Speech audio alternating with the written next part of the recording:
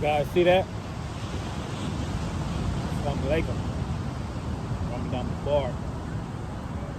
Beautiful day, hot out here. You know, it's always alhamdulillah. And that means all praise be to the Most High. But I've been seeing some content, man. You know, like, I get a kick off dudes. Even I'm not a part of the Golden Sixes anymore. I get a kick off dudes that run content that wasn't even there. You know, they wasn't there in that generation. They think they know the story better than we know the story. And I sit back and I laugh because dudes be really spinning narrative. But I understand that's what the internet does. The internet uses clickbait. They spin certain areas. People tell the best stories, stuff like that. I see the story on Luce and his father, Nutty, George Williams, the biggest rat that ever infiltrated not only the 60s, but the Antis Parks and the 5-9 movements. So let me tell you how I met this dude, George Williams, because people don't not aware on how I really met this dude. I was going to Banning High School in Wilmington, California, because I was staying in Carson, California at that time I was playing football. George Williams started going to Banning. He got kicked out of school. I don't know what school he came from, but he started going to Banning. And I met him, and he was claiming Antis Park. So this is how I know who George Williams was. He was claiming Antis Park. And then, years later, I moved to 10th Avenue. I moved like a couple of years later, I moved to 10th Avenue. And in 1985, I remember it like yesterday, it was Big U. He was with Big U, he was with Slim, and he was with Petey Wack. They brought him on the block. And when they brought him on the block, and I'm looking at him, I was like, hey man, ain't your name George? He was like, yeah. I was like, nigga, what the hell you doing over here? You the slob. You know, no disrespect to the blood, but that's what I said, you know. That's what I said at the particular time because I was in that field at that time. But however, he was like, nah man, I used to be 5-9 Hoover. And I was like, huh? So, you know, one thing led to another, man. Well, I'm sitting here arguing with this dude, and Big U, Slim, and Petey Wack got this dude back, and we had like a big-ass argument, a semi-scuffle, you know, and stuff like that. And it was like, George didn't do nothing because, you know, if he would have did something, you know, I always stayed ready. I probably would have laid him out at that particular time. But after that happened in 85, I went got into trouble, and I went to the pen right after that. So I never seen George since 1985, right? So once we found out that George was an informant, I was inside the penitentiary, you know, because he lied told on Lil Bro, and he lied told on Petey Wack. So this is when they found out he was an informant. But keep in mind that he was still lingering around there. So before I even get out penitentiary, I think I got out in 1987. And when I got out, he got gunned down before I got out. One of the brothers over there took care of their business like they were supposed to do. They gunned him down. They tried to gun him down, but he had on a police bulletproof vest, and he was in a car with bulletproof and everything. And this is not no bullshit ass story. This is not no made up. This is real life events. So once we found out that he was an informant, when I came home, you know, when I found out he did that to Lil Bro, and you guys got to understand my mentality, my mind state at that particular time, it's only cracking whenever I see him. No talking, no nothing. It's just on. But I never got a chance to run back into this brother, man. So, long story short, he got in some trouble in 1990 with some other individual, another brother from the section and another brother from the gangsters, where they picked up the brother from the gangsters at first, and then when they picked him up, he stayed down. He didn't say nothing about that hot one they had, so they let him go. But what George did was George went and tried to get ahead of the situation, the murder he's in jail for right now when they gave him the death penalty, but he's not on death row anymore because the government took me and the governor took everybody off death row and they put him on these main lines. But you got to understand, he's not walking no main line. He's in Folsom on a PC yard because he's up there with Little Feet, and Little Feet is not on the PC yard, and Little Feet can't stand this man. So you have to understand that if he was on the yard with Little Feet, it would have been some drama. But Nutty is on a PC yard. So I look at this stuff and I see all these narratives and stuff like that. Because I seen some dude was like, "Oh man, you knew Nutty was a snitch.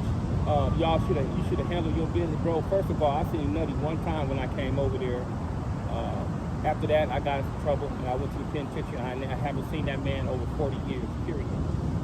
You know, I talked to him, you know, a couple times on the phone, trying to get Lil Bro to help Lil Bro, and he agreed to help Lil Bro, but you know how that goes. He talked to his big homie, the dude that brought him around, and he squashed all that. He made sure that Lil Bro wasn't getting no help, man, for whatever reason, but I already know what reason it was. And don't take no rocket science to figure that out. And when they talking about the kidnap, you got to understand the kidnap is real, because when I post paperwork, I don't post no fake paperwork. I don't post paperwork that don't have no documents or no case number or anything like that. They did kidnap that man. They kidnapped that man.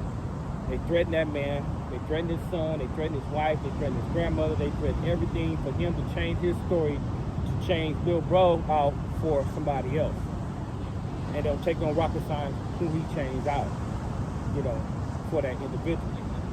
So the thing is that, man, when you guys doing content, I don't care, man. I sit back and I laugh and things of that nature, because some things, man, I don't speak on because everything is not for the internet, you know. Now, I can get up here, brother, and tell you about every back door that happened inside that section over there. I can tell you, brother, that we are the ones basically really dropped the ball, man, because there's a lot of injustice went on over there, and we should have took care of that immediately, but we didn't, because we was to the point where we thought that was the norm. We thought that was how it was supposed to be going. But once you get older and once you get wiser and you get to the point you're like, man, that was some messed up shit. You know, that should have never happened to this brother. This should have never happened to that brother, and things of that nature. So I don't blame nobody else, man, that went on. In my generation, I blame all of us, because we dropped the ball, bro, because of certain things and certain situations should have been taken care of, and we didn't take care of them type of situations, man. That's on us. Now, when you're dealing with these kids right now, dudes, you're trying to get these kids to, you know, deal with stuff that happened 30 and 40 years ago. Them kids is not responsible for that generation. These kids are responsible for their generation right now. So what it is, the only thing these kids need to learn from is from the mistakes that we made. You know, if the homeboy doesn't have, if the people don't have no valid paperwork, you can't authenticate that, bro, don't go along with that shit, man. You know, I was in the penitentiary, man. I done seen dudes, man, go inside that program office and type up fake paperwork and politic dudes off the yard, man, just because they didn't like them, or just because they had the sack, or just because them dudes, you know, on some jealousy type shit. I done seen that on its highest level. Be careful of the penitentiary paperwork, man, because if you can't authenticate that, man, you're supposed to throw it. That's what we do. I don't know about nobody else. Some dudes, they just run with it because they just want to run a narrative and all that type of stuff. But however, man, it's like when it get down to Nutty, George Williams, yes, he was an informant. Yes, he told on a brother from Antis Park. He did do that. He caught a murder out there, and he got in front of that, and he told on a brother from Antis Park. Yes, he told on Devil from 59 Hoover, and I didn't know personally that he told on Devil from 59 Hoover until I got to the penitentiary, you know. And when I got to the penitentiary, that's when I knew he told on Devil from 59 Hoover, right? Because Devil from 59 Hoover used to sit down and talk to me and things of that nature, and let me know what the ins and outs of his case was, and that dude got ahead of that. See, this is what these dudes do, bro. They put these informants in place to be out there really rocking on the block. And what happens is they'll do some stupid shit and they'll try to get in front of it. And they'll give them all the information, you know, and they'll be telling the truth, you know, about certain shit. But what they do is they don't say that they was there. They don't say that they pulled the trigger. They don't say that they did this and did that. They'll put it on somebody else. even if it's an innocent individual, bro. So this is the story, man, and it goes in depth on how that brother character was. He was a straight sherm head. He used to smoke like 2-3 sherm sticks a day. Will he fight you? Yes, he would fight you. I think all of us at that particular time would squabble you up. I don't think nobody in my generation, that first, second, and third generation, was no busters to the point where you had some, but not at a high level. You know, I think that my generation, the third generation, we took it to a different level because of the drug trade and the automatic weapons and things like that. But, you know, it's like, my thing is like, when you guys doing this, these things, y'all just putting bits and pieces together, which is cool, man. You know, it's content, you know, it's entertainment. But you guys got to understand, you have a lot of dudes out here with third grade education. They don't understand shit. They think that they was there. These dudes be like 30 years old, 20-something years old, 40 years old. These dudes be in diapers, man, when we was out there merely rocking on the block.